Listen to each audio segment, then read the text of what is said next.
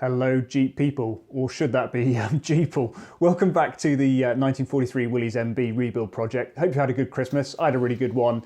Not so much Jeeping, but a lot of family stuff, which is all good.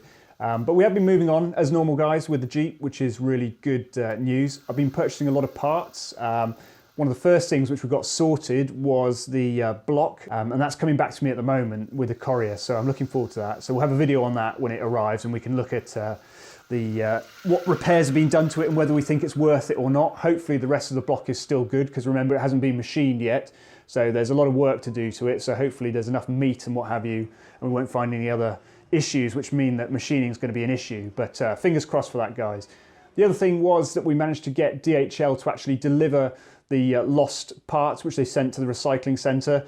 Now, unfortunately, of course, they didn't actually deliver the parts from the recycling centre. The people who it was delivered to appeared one night and handed my wife a big box of Jeep parts and said, "This is probably for your husband." So it does mean that I've got hold of the parts, fortunately. And the good thing is that they are good parts. Over here, guys, is the drum. And this is the main thing I was after, okay? Because, you know, we had that worn and scored drum with the race, which was rotating inside the drum itself, so it wouldn't have been much use. So I was really keen to find a good drum, and it looks like this one's good, because this was just an eBay purchase, and of course, you guys know, looking at drums on eBay, you can't tell anything, can you? So it was just a shot in the dark, hoping it would be okay. And yeah, it looks really good. You know, it just looks like a good worn drum. There's the cut out there for the feeler gauges so that you can measure it up and make sure your shoes are set up when you're setting up the brakes. Inside there's no lip, so they're not excessively worn or anything like that. So I think it's a nice drum, guys. It just needs cleaning up and ready to go. The other drums then were all good, and the shoes we found in the brakes were also good as well. They weren't all soaked with oil and unusable. So I think we're going to have really good brakes on this MB, because the other drums and shoes are worn into each other and they're not excessively warm, so they should grab and have a lot of bite to them. And then this drum itself is not very worn, as far as I can see. We'll put new shoes in that, and I think yeah, it's going to have good grabby brakes. Well, not grabby brakes, brakes which work. Yeah, good brakes in it. Probably better than the GPW's brakes, I think. These drums are just a bit less worn than the GPW's brakes, so I think these are going to be really nice. Really pleased with that. So that's one good thing, guys, that we got sorted there.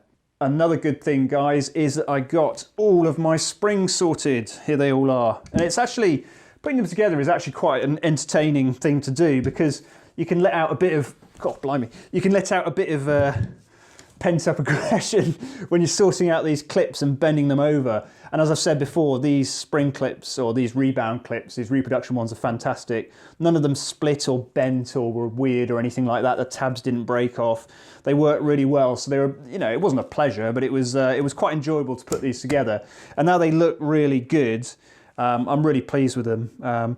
Hopefully they're going to be really nice, you know, again, better than the GPW springs, because these are, you know, original World War II springs which have been fully rebuilt and reassembled with new clips and everything, and they're not all fused together and rusted together and what have you. So I'm really pleased with that. And of course they've got new bushings in them, guys, as well. So yeah, these should be really good. So springs are sorted, fortunately. We've been getting hold of some other bits as well, guys, and some interesting things I managed to get hold of was oil gauge. So we've got a nice little oil gauge here.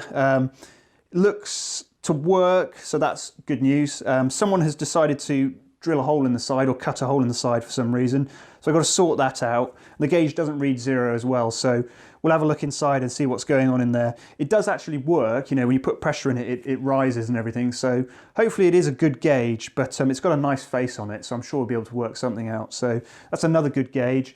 And then over here, guys, in this little package, we had a NOS fuel gauge. So there he is.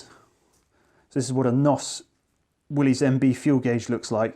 You can see it's got some light surface corrosion on there, which will just take off easily using some wire wool. But yeah, you can see the sort of setup we've got there with the washers and the nuts, and there's the face, all dirty. It hasn't been cleaned up or anything like that, so there's a bit of cosmoline and gunge on it. But it's beautiful. It's a really nice fuel gauge there, guys, so I'm really pleased with that. So we need, gauge-wise, an ammeter and a temperature gauge. and that's all our gauges sorted then. So we've moved on with that. Obviously they've got to be sorted out, you know, the oil gauge has got to be fixed and the speedo's got to be fixed as well, but we're making progress with gauges, really pleased with that.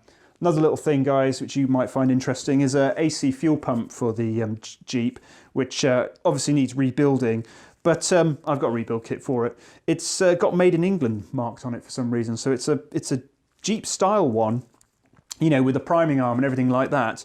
And it all looks correct. It's 42 dated, but it's marked Made in England, AC marked in England. Marked AC Made in England. So I'm not entirely sure what's going on there, but it is a Jeep fuel pump. So that's another little piece of the puzzle then, guys.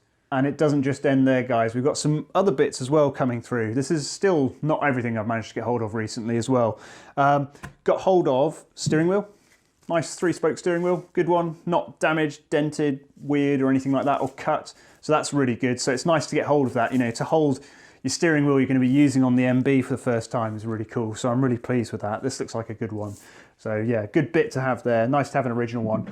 I think I like to have the bits which you come into contact with the most, you know, original like gauges and steering wheel, things like that, you know, because they're how you interact with the vehicle. So if you've got reproduction stuff there, I think it just removes a little bit from the originality and the feeling you're getting. Whereas if you're touching an original 75-year-old steering wheel, that's a cool thing to have. Got hold of a air cleaner as well, guys, but this is too early for me. This has got the data plate, which is sort of welded onto it. You know, it's not a stamped one piece, if you can see it there.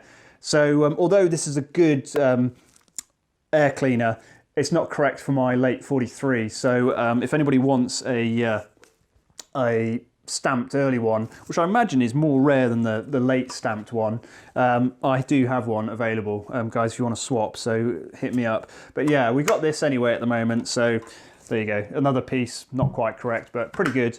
And then oil filter and brackets as well. I got hold of a really manky but good oil filter. It's all solid, it's not rusted in there, it's just the outside looks manky, so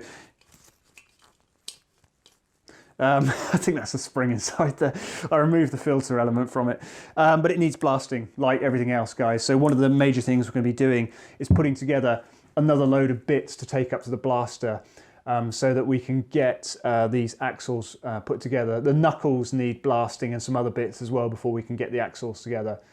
And talking of axles, yeah, the differentials, guys, I need to get hold of a bearing, press the bearings on and off to sort out the shimming in there, because you have to take the bearings on and off the pinion shaft a couple of times to get it sorted, so you get the correct mesh between the pinion and the ring gear, which is quite a process. So if you don't have a bearing press, you can't really do it, I don't think.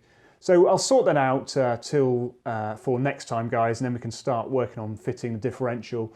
But that's it currently, just a couple of updates for you. We're moving on as usual.